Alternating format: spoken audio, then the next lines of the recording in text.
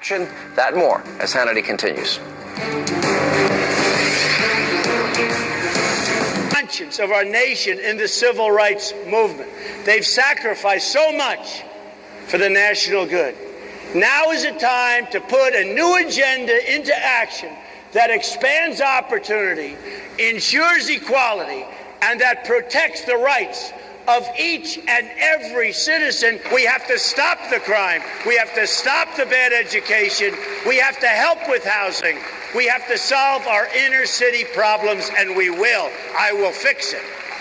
Donald Trump on Saturday reaching out to African-American voters in what could be a preview of next weekend's trip to Detroit, where Trump will address a predominantly black audience. Joining us now with analysis, the CEO of the Now Network and executive of Trump's Evangelical Advisory Board, Pastor Mark Burns, and the senior pastor of the New Spirit Revival Center and the CEO for the National Diversity Coalition for Trump, Reverend Darrell Scott. Guys, good to see you.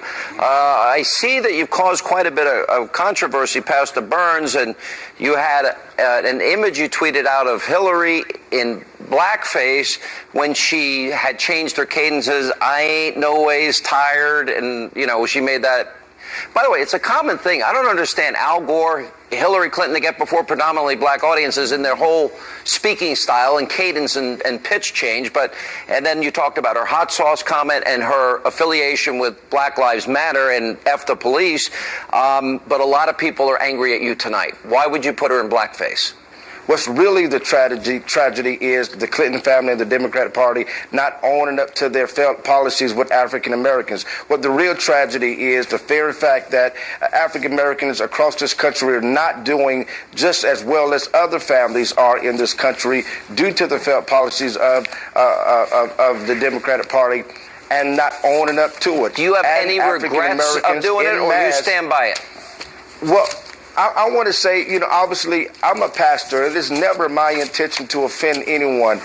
So naturally, because so many people are, offended by it, I don't want to do that. I don't want to offend anyone. My job is to bring peace and try to bring people together, not divide it. So for that, is the broader message, putting aside the controversy, is the broader message that, as we were discussing in the last segment, black Americans have not fared well under Obama's policies, under Hillary's policies. A 58% increase in black Americans on food stamps, 20% increase black Americans not participating in the labor force. Those numbers are dramatic. Well, the math is real, and we don't want to deal with the math. But what I think is even more troublesome is really this is politically correctness at its highest. The very fact that we are talking about the African American community like we are one great herd of cattle that you can place in the barn. So when you talk to one group of African Americans, you're talking to all of us. But when in reality, Scott, people say, "What is?" Let me go to Pastor. But historically, demographically, in these presidential elections, 90%, sometimes more, of the black community votes Democratic. But the black community has not fared well under the last 8 years' policies of leftism, statism, liberalism, redistribution. Well, we've been traditionally voting Democrat, once again, out of what I just said, tradition. A number of blacks vote Democrat and don't even ask themselves why. They think, well, I'm a Democrat. And why? Because I'm a Democrat. And they haven't questioned it, but they don't see what the result of the Democratic Party's policies towards black America are. And the Democratic Party takes black Americans for granted. The Democratic Party takes the black vote for granted. But do you think the use of the race card, which Hillary and Kaine are now doing, do you think it's effective? And if they didn't think it was effective, they wouldn't be doing it every 2 to 4 years, would they?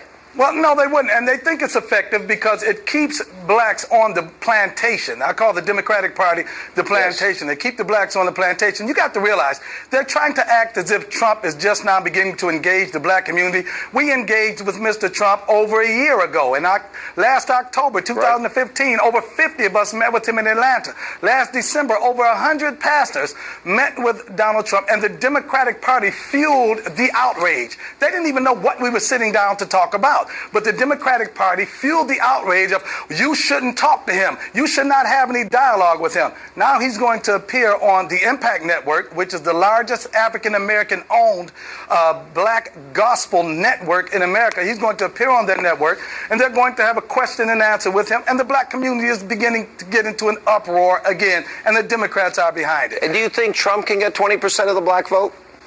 He should get 100% of the black vote. Okay. All right, guys, thank you. When we come back, we need your help. Our question of the day is straight ahead.